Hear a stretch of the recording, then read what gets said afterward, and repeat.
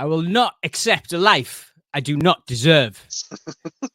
How's it going, folks? This is our MaXXXine review. I am joined by Paul TAMBS. How are you doing, my friend? I'm very well. I'm very excited to talk about this movie. I've not been able to stop thinking about this movie since Friday. I'm desperate to see it again. All right. We'll get into it. We certainly will, my friend. Right, guys, just to give you a bit of the lowdown before we get into it, we are going to review MaXXXine. Full spoilers here, folks. So if you haven't seen it, get the hell out of here. Go watch it. Come back. And after we reviewed MaXXXine, we will talk about the whole trilogy. We'll just have an open discussion about it, folks. We're not going to review X in its entirety in Pearl, but we'll just have an open discussion, discuss the trilogy as a whole, because, my God, did this trilogy come out of nowhere. All right, guys. MaXXXine is the new horror film just released by Ty West, starring Mia Goth, Kevin Bacon. I'll just read you a plot summary here. In 1980s Hollywood, adult film star and aspiring actress Maxine Minx finally gets her big break. However, a mysterious killer stalks in the starlights of Los Angeles. A trail of blood threatens to reveal her sinister past. Okay, mate. So, I'm going to throw this one to you first. Okay, right, okay. Okay. I think you're slightly, well, you are definitely more positive on this film than I am. I've had a bit of time to think about it. I know we've spoken briefly about it. Yeah. I saw this Friday, opening night, half full theatre. I saw this with my partner. She was very excited to see this, as being a fan of X and Pearl herself. I was excited, obviously, to see this film. But Paul, I'm going to throw this one to you first. Yeah. Your overall impressions of MaXXXine. Yeah, man, I thought it was a solid movie. I was very excited for it. Big fan of the whole trilogy, but obviously we will get into that. This one just, even before I seen it, I just felt like from the trailers it was speaking to me more out of the three movies. Now, if you are versed with the trilogy, you know that all three movies are they all take inspiration from different types of horror. So you have Pearl, that's sort of like that Hitchcockian character study. You have X, which is sort of that grindhouse Texas Chainsaw 70s exploitation sort of slasher movie, and then you've got MaXXXine, which is sort of that 80s pulpy crime thriller slasher sort of movie. And as a sort of child of the late 80s, early 90s, they were the sort of movies I grew up with, the 80s slashers, crime dramas, them sort of things. So, and as a big just fan of 80s aesthetic, just from the trailer, this movie was speaking to me. So I was very excited for it. Seeing the movie, and I absolutely adored it. Just right from the opening, right from the credits, not necessarily opening the movie, but as soon as the credits hit, which are very reminiscent of Drive with Ryan Gosling, had that sort of same sort of opening where it was just a car driving, 80s music, sort of 80s font, telling you who's made, who's starring it, directing it, whatnot. I was just locked in. Mia Goth was fantastic in it. She's been fantastic all the way through this trilogy. Like, she's become one of my favorite actors working today, just through watching her throughout this trilogy. This is where I noticed her. The aesthetic of the movie was beautiful. I loved the mystery element to it. Even though I did call it halfway through the movie, which I will say that because of that, because I was so smug with myself that I called it, the third act worked for me a lot. I know the third act is a part of the film that will make and break for people. I knew it from the minute I was watching it. I was like, this third act's going to make or break this movie for people. For me, it just worked so well. It was just so outlandish and over the top.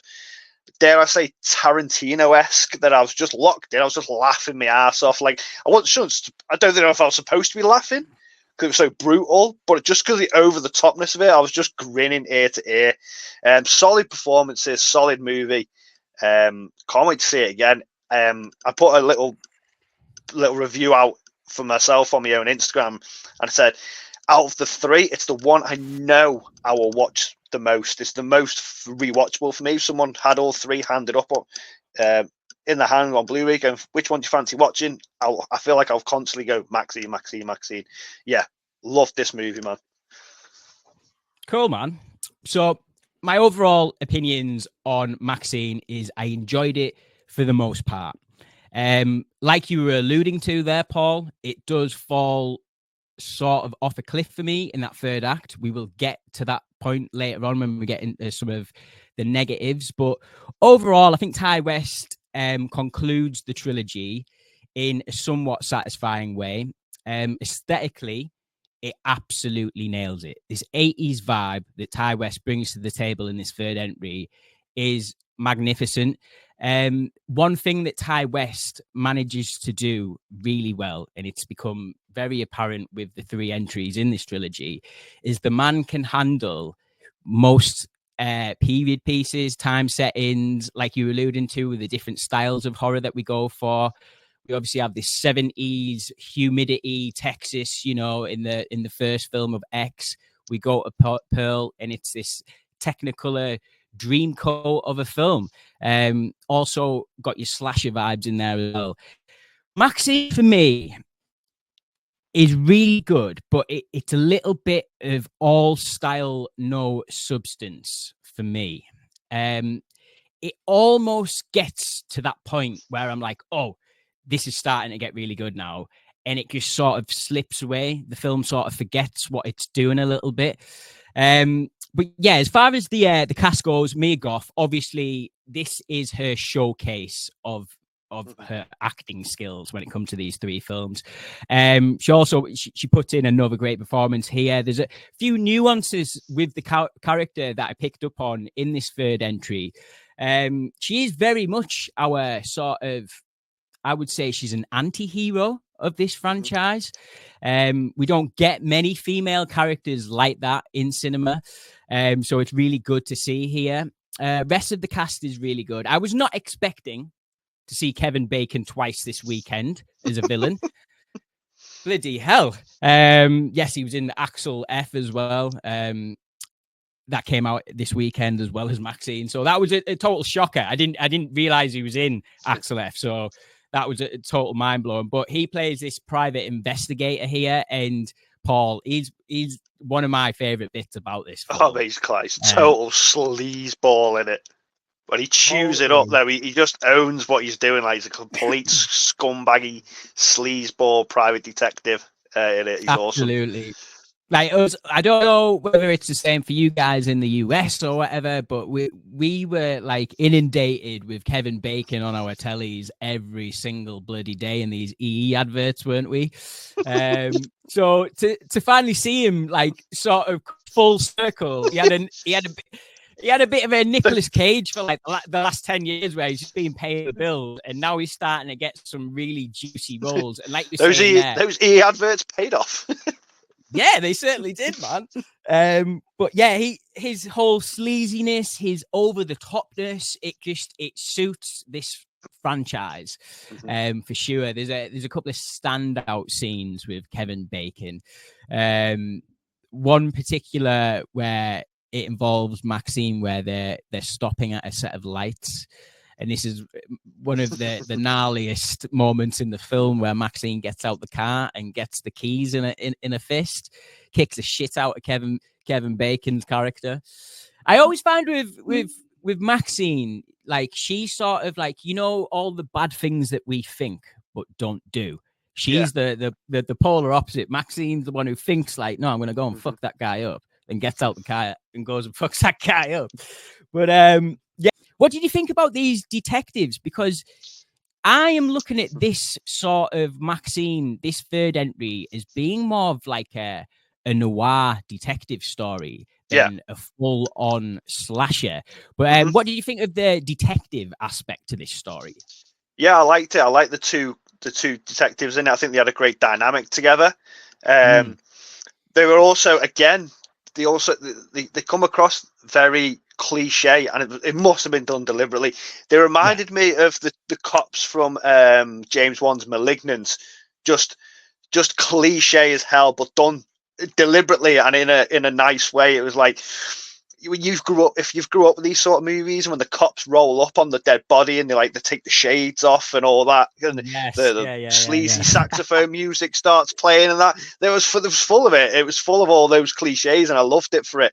It was just, that's what I really loved about this movie. It was just the little nuances like that, the little attention to detail of what the genre of what he was paying homage to.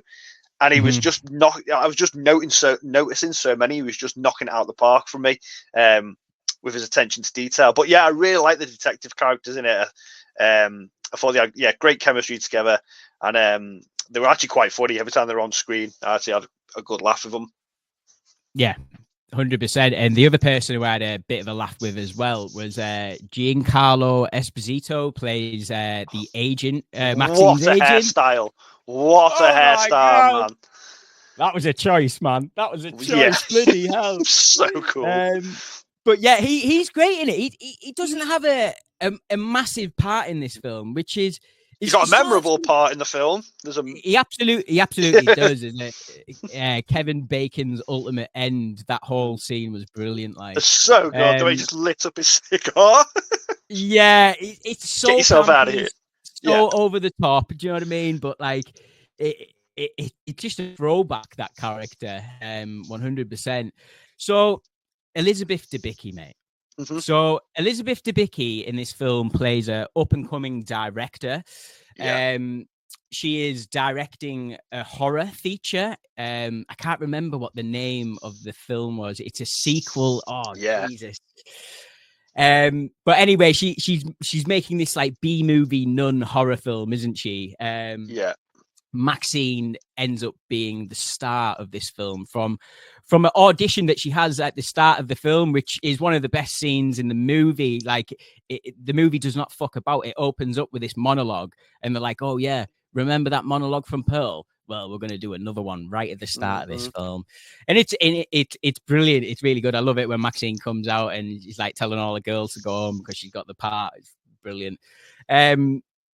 But yeah, Elizabeth Debicki, up-and-coming director, hires MaXXXine to be the star of this film. And instantly you can see this sort of connection that they both have.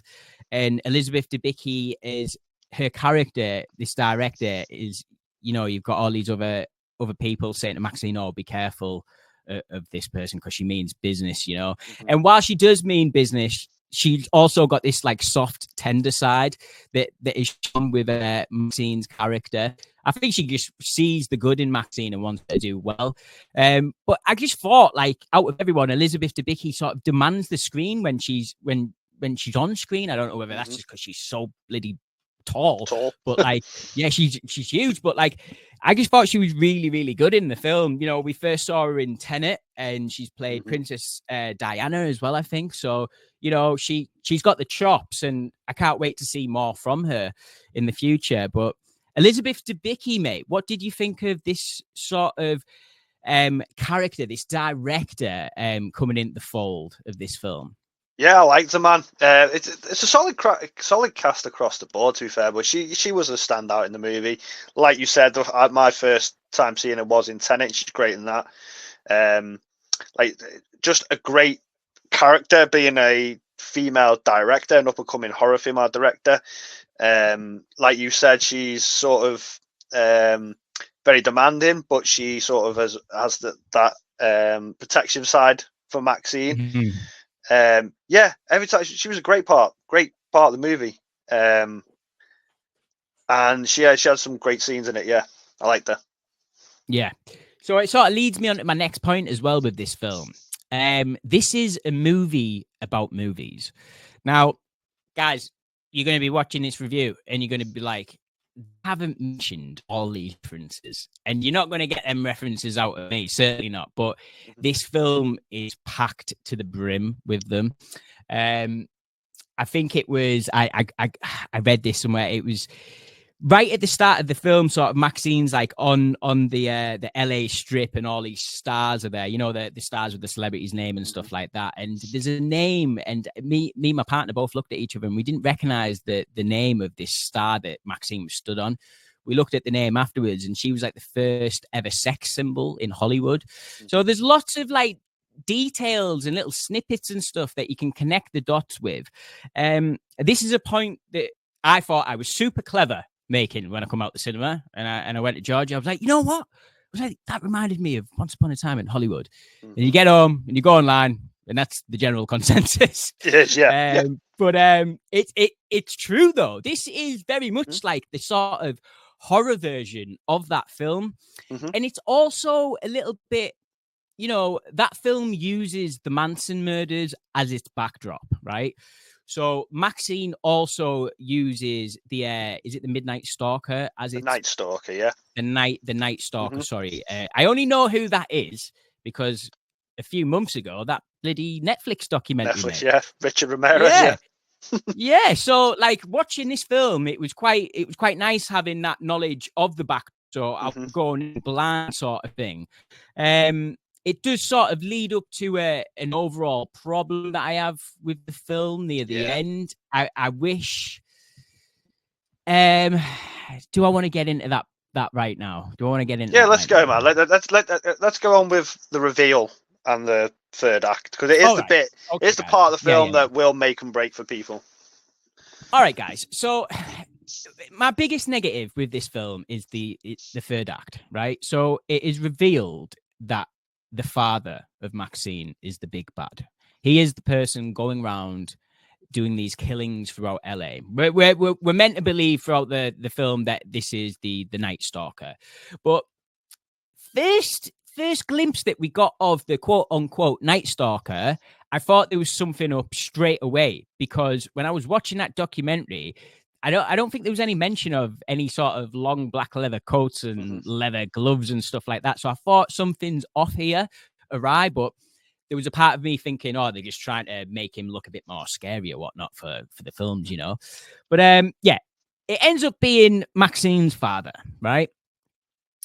My big sort of problem with this is when it's revealed that it's MaXXXine's father, MaXXXine doesn't really change her expression on her face at all. It's not like there's never really a conversation between them or like, oh shit, it's you. This is who's been doing all this. It just it wraps it up so bloody quick in that third act.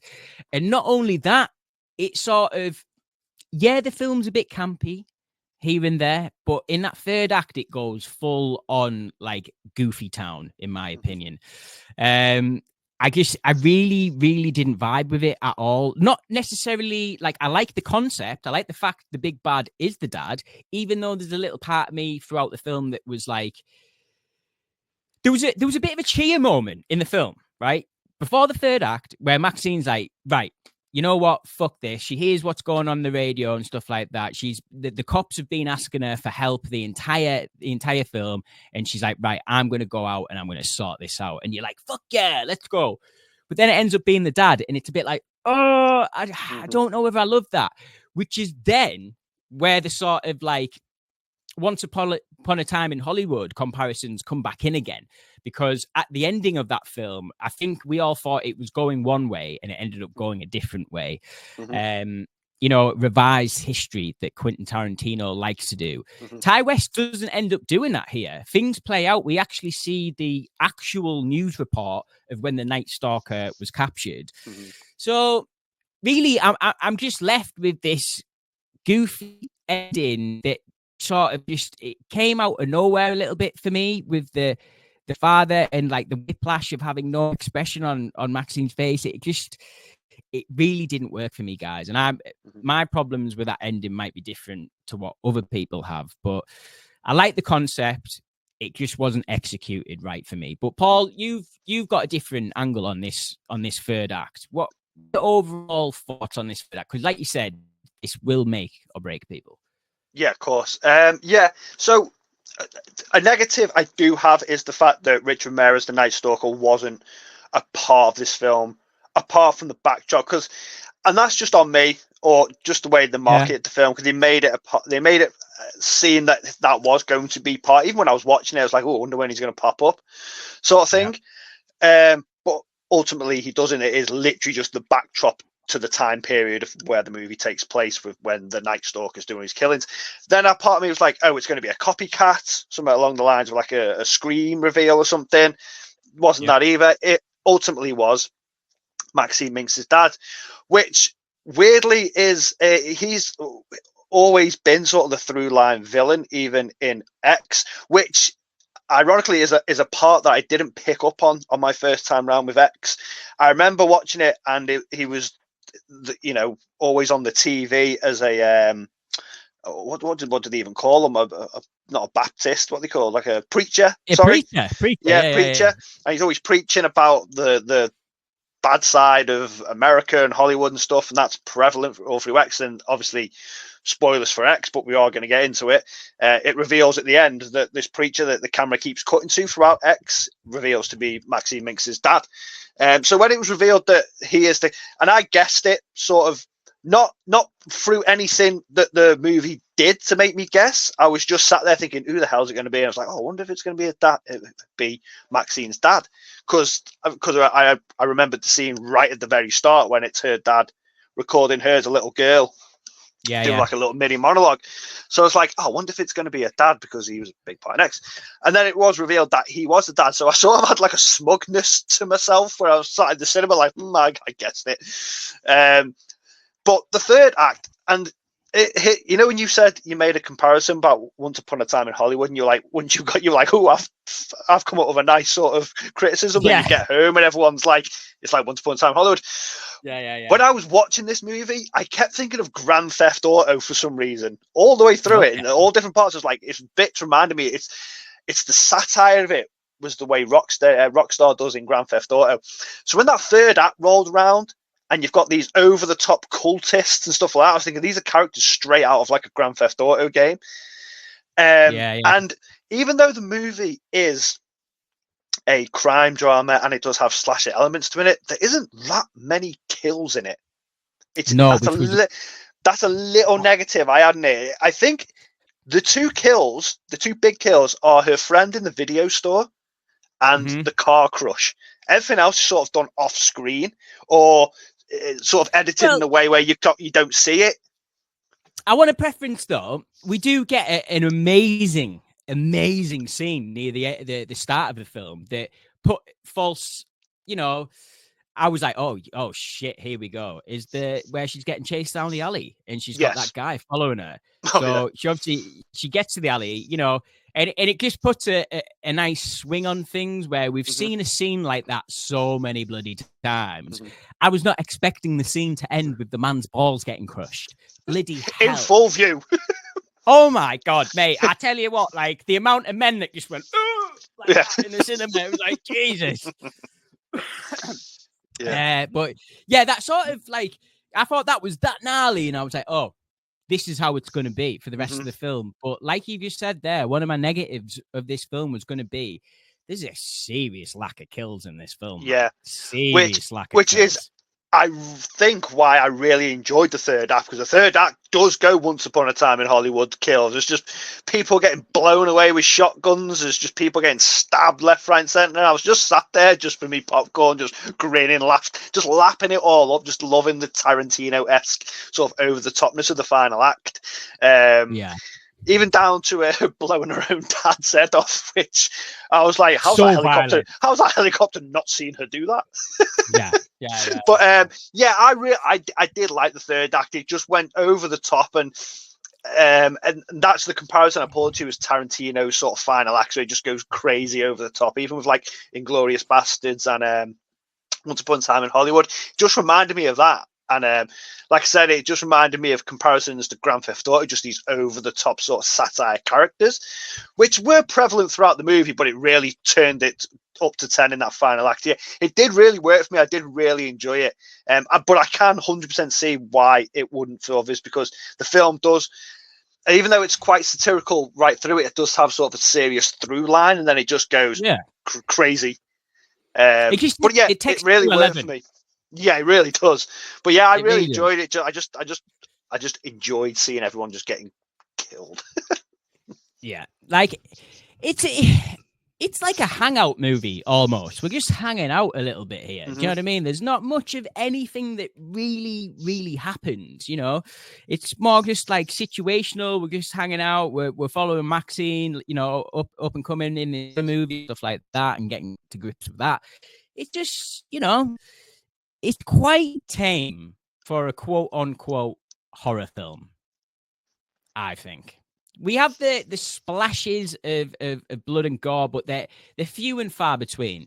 Few and far between. I think Pearl and X are way more gnarly in that front. But I think you've just got to look at this as this sort of like neo-noir tale, like it's a detective, moody. You know, we didn't mention. We've got to mention this. He's done the score for all three films. Tyler Bates, mate. So good, it was one of the first things you mentioned was, you know, the sleazy saxophone that we do not hear enough anymore, and it was nice to hear it back. But yeah, what are you giving this? How many stars are you giving this, Paul? I've give all. Well, no, I'll give you just this one. I've sort of spoiled it anyway. 4 out of 5. I've gone 4 out of 5. There are elements I don't. There are little nitpicks I've got here and there. Lack of kills, it not being as gnarly as X and Pearl, but just the style of movie has just worked for me more than them other two films. It just spoke to me a lot more. And like I said at the start, it is the one. Once all three are out and I've got them on Blu-ray, I know for a fact it's going to be the one I rewatch the most, because I don't think the other two are as rewatchable as this one for me personally. Well, I think for my rating for MaXXXine, folks, don't fall off your chair. I'll be giving this a 3 out of 5. I think could go up half a star. Could go up half a star. 3 out of, just for my rate, like just so you have a bit of a picture, folks. That is good for me. Like 3 out of 5 is good. Just for context, well, I'll tell you what, Paul. Yeah. We've reviewed MaXXXine now. Let's open the conversation up a little bit, right? Let's go, yeah. So I just want to start us off, really, because this trilogy as a whole has come out of nowhere. If I'm not mistaken, right, this blows my mind. X and Pearl were both made for under 3 million. That was their budget, right? That crazy, absolutely crazy. X comes out. It's this 70s Texas humidity, like we're going to watch people make a porno and they're going to get killed, you know, just as a premise. Sign me up, take my money, let's go. But that first film is really good, and it's sort of set up all these, like, you know, we have the thing with the crocodile and stuff like that, or the alligator or whatever it was. Did you notice that in MaXXXine, by the way, there was a clip on TV of someone getting eaten by an alligator? I thought that must be a callback to X. But I love X. I think it's a really good, solid opener. Obviously, it gives us this crazy performance from Mia Goth, and you know, you get 2 for the price of 1 in X. You know, I don't think many people realized that Mia Goth was playing both MaXXXine and playing the old woman as well. Do you know what I mean? When I finally found that out, that blew my mind, and it was like, I honestly don't think Mia Goth gets enough credit for that particular role, that dual role.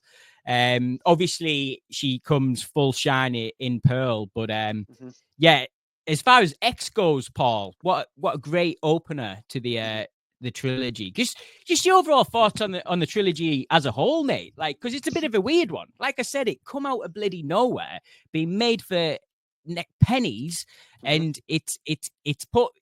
There's an argument to be made. This franchise has really put A24 on the map big time as well.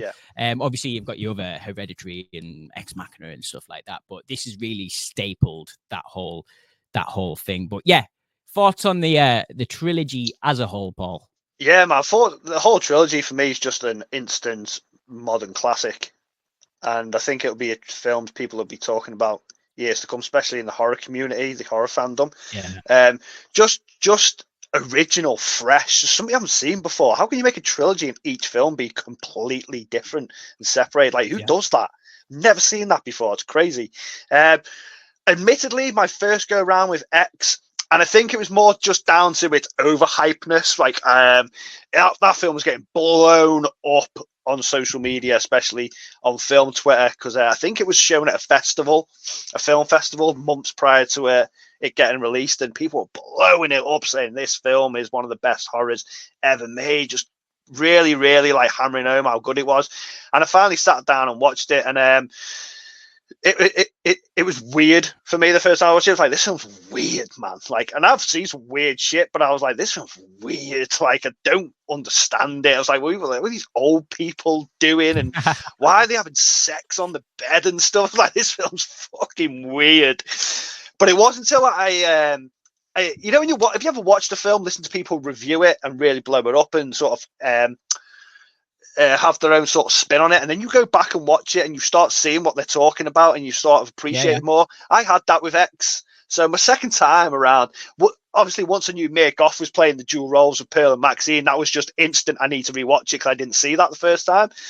So that was captivating. Just the setting of it speaks to me. I love Texas Chainsaw. It's one of my favorite horror films. Just that 70s grindhouse sort of outback Louisiana sort of vibe. Just cool. It's just a cool place to have a horror film. Just screams horror, and obviously that's what Ty West was going for. Great cast of characters. I didn't really pick up on that the first time around. The second time I was like, these guys are all bouncing off each other. Great. Kid Cudi in there is awesome. Yeah. I didn't realize that was Kid Cudi the first time around. It sort of put me on the map with Jenny Ortega. Who's got a lot bigger since this now.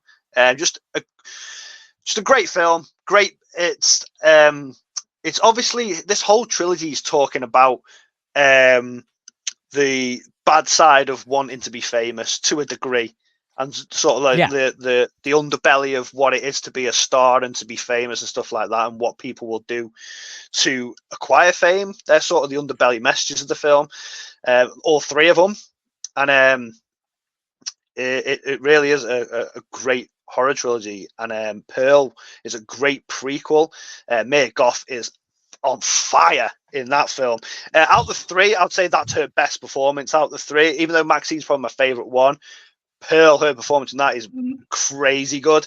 How it can be a horror film or sort of like a Hitchcockian sort of style movie, and it be that colourful and bright. Just the aesthetic between X and Pearl is just polar opposite. But the horror's still there. She's unhinged the whole film. The kills in it are awesome. We've got it was the first time seeing our new Superman in that movie. David. It was. David. Corin Sweat. Yeah. He's great in it. Just great two movies. I love them both. It is for me now. It is a modern horror classic trilogy. Yeah, I think personally for me, so Pearl's my favorite, and I think it's just a special movie. It was like, you know, like having the two sides of the same coin with X and Pearl. And I don't think they were ever going to make Pearl. This is the interesting thing. They were making X, and I think it was halfway through X, they were like, we could really do something more with this character. We want to know where this character goes.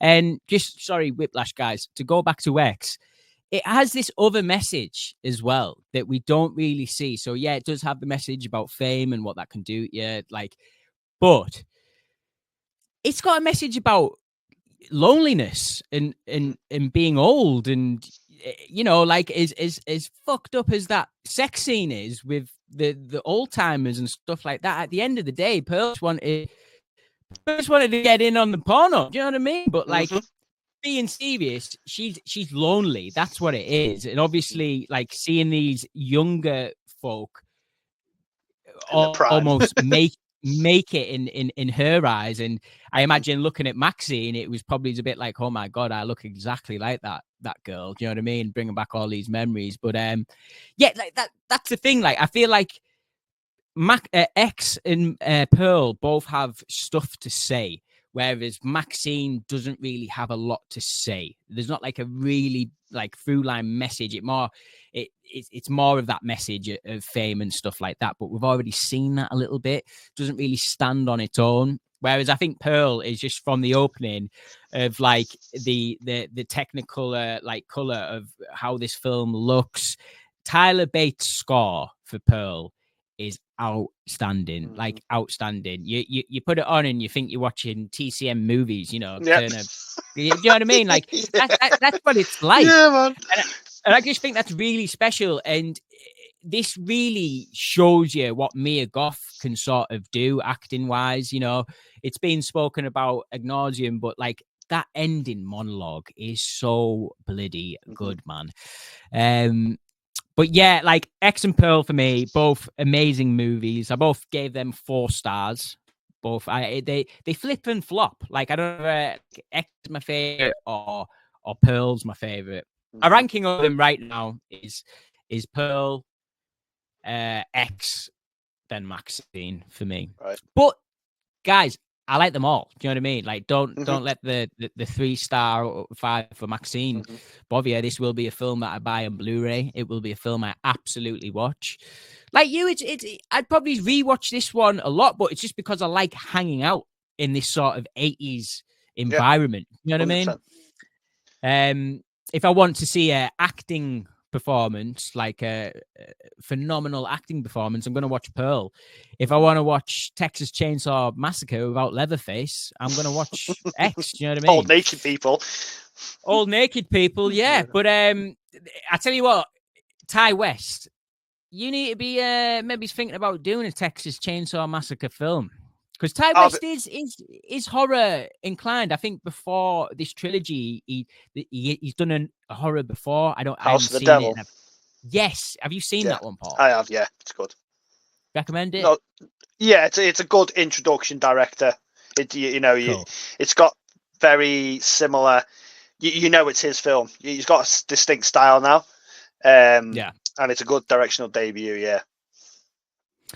Well, guys, that has been MaXXXine, Pearl, and X, our little review. Great trilogy. The one that I put up there, you know, like you could now say there's not a bad film in the trilogy. There really isn't. Do you know what I mean? Yeah, that third one falls off a little bit at the end, but hey ho, it didn't totally ruin it. What are your thoughts about them potentially gearing up for a 4th? Because people are coming out saying it's the X trilogy, and other people are saying they've never said it was a trilogy. Apparently, Ty West has come out and interviews and saying he has got an idea for the 4th if he wants to make one or not. Any ideas where you'd want it to go? I haven't got a Scooby-Doo. I haven't got a Scooby-Doo either. All I'd say is you could go. I don't know. I don't know. That's a good question, that Paul. I don't know where you go for a sequel with this one. I don't know whether there's enough meat on the bone. Yeah, I don't think it needs that. Like you can leave things on a high. Like leave it on a high. You don't need to touch it. Like you've got a 3-structure, brilliant trilogy there. Like that you can put on your CV. You don't need to mess about with it. Keep adding more on just because the studios tell you to. Yeah, I just didn't know I needed a trilogy of, you know, this MaXXXine who is an anti-hero and Pearl who is a villain. You know what I mean? Like this origin story for this villain that we get in the first film. But yeah, we're gonna leave it there. That's our review. MaXXXine. Enjoyed it. 3 out of 5 for me. 4 out of 5 for Paul. Our next review will be Longlegs. For sure. So keep your eyes open for that. That'll be next weekend or the week. Scared already. Keep your eyes open, folks. Oh my God! Did you see the trailer? Jesus I'm scared Christ, already. Man. I'm nervous. Mate, my cinema went silent. I can't bloody wait. Anyway, guys, this has been the Total Movie Recall channel. That's been Paul TAMBS, I've been Ellis, and we'll catch you next time. See you later.